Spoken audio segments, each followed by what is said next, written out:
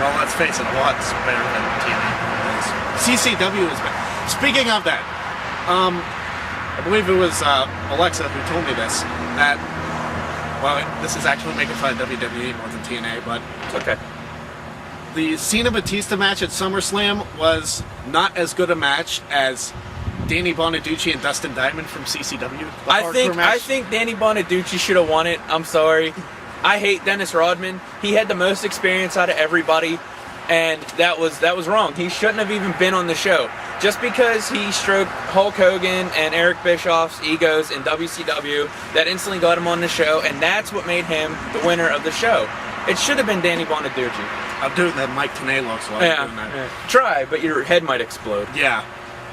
I don't mean to compare you to Don West, because Lord knows you'd be a better commentator. Yeah. Which isn't that difficult. Really not. Where was I going with that? Oh yeah, Danny Bonaducci. I don't know, I'm just doing random stuff. Danny Bonaducci, I still think should have won it, or at least been in the Final Four. He didn't even make the Final Four. Yeah, that's kind of seriously. crap. Really? Whatever. Okay, this one's from Shorty Jr. of TSE's unofficial sponsor, the 360 Lady Mafia. Are you happy, D? I got you a shout out this time, so shut up. His question is, when will Mr. Kennedy finally become champion? When he stops getting hurt. You mean champion as in the champion, or champion in general? I think he means the champion. Not this year, not next year, probably not in the next 2 years. I don't see it. Like Greg said, if he doesn't stop getting hurt, he's going to get the boot. And I'd hate to say it, but he's probably going to wind up in TNA. Kennedy is a big name. He's a big seller. He's got a huge gimmick. Now, if he goes to TNA, I don't know what he could do with the Kennedy gimmick, but I'm sure they would find some stupid alternative, like the Team 3D thing. It'll be Mr. Anderson. Yeah, and that's exactly what it would probably be, is he'll just go back to his real name. But Kennedy is as heavyweight or world champion or even ECW. Well, you know what? ECW champion, possibly. WWE or heavyweight champion, not anytime soon.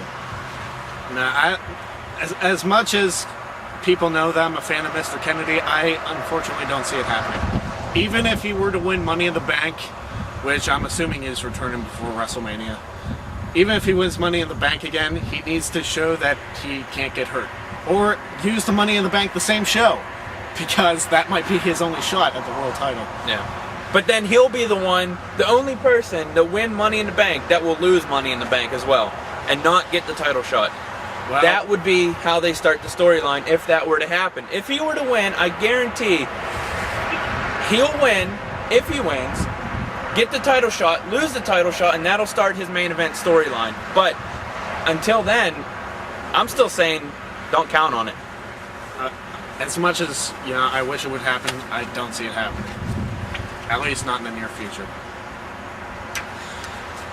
This one's from Martin, and this is the question about the FU. What are your thoughts on Cena's FU being renamed the Attitude Adjustment, and are there other moves that should be renamed for younger fans? For your second question, no.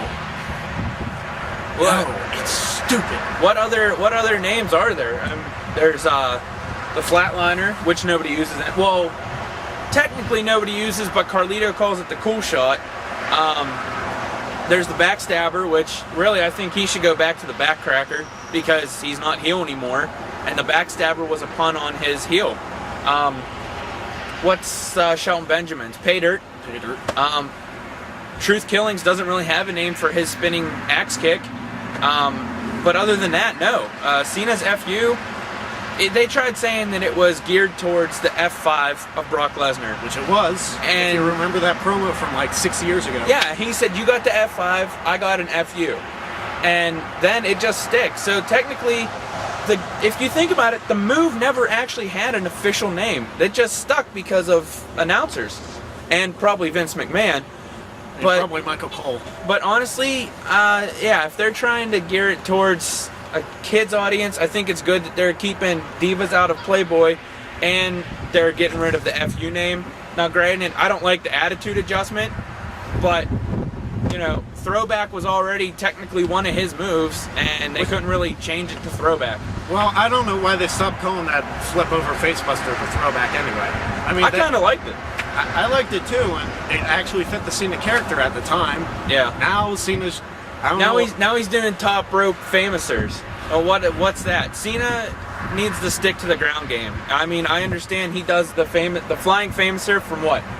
Mania and like a high stakes thing, but he does it every other match now, and it's too much. But it's vintage John Cena, according to Michael Cole.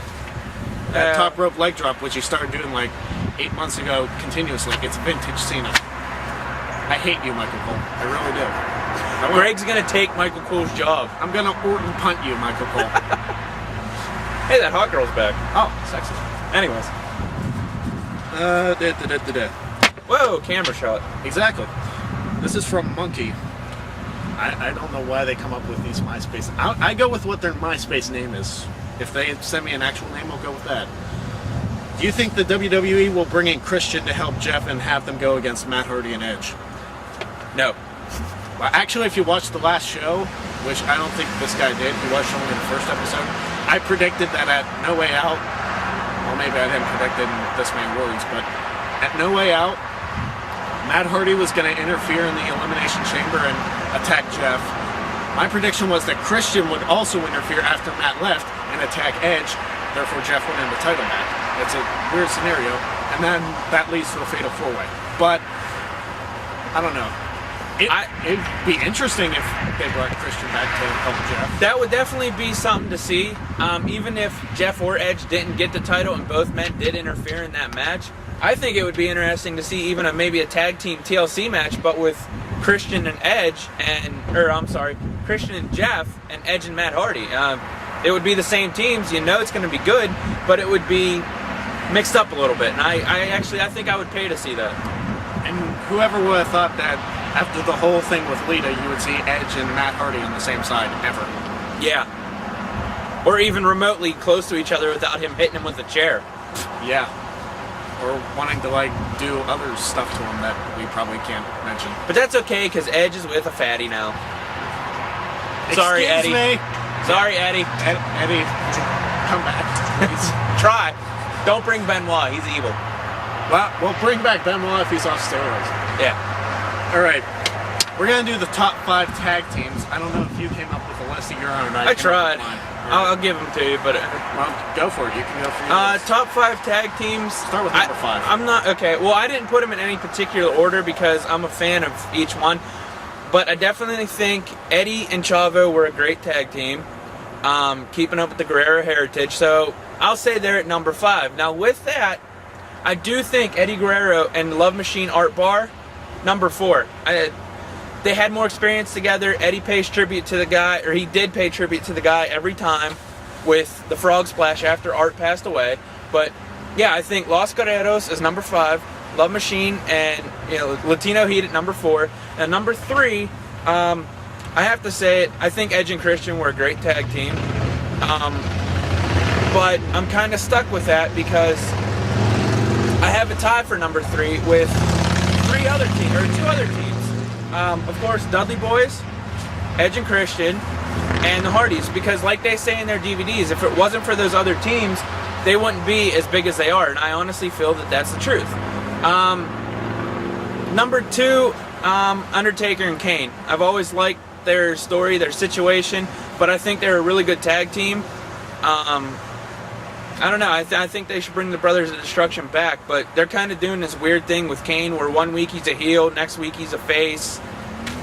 Put the mask back on. Yeah, just kill yourself in a storyline, blow yourself up in a limousine, fall off the stage and explode at something. Just leave for the 2 months, take some time off, come back with the leather mask back on, it's fine. We'll say you got blown up and your face melted again or something, I don't know. Or Orton punted a fireball in your face. There you go, an Orton punt of flaming doom. But number 1, the Hearts. I'm sorry, but it has to be said. I love the Hart Foundation. I'm really hoping they bring back Hart 2.0.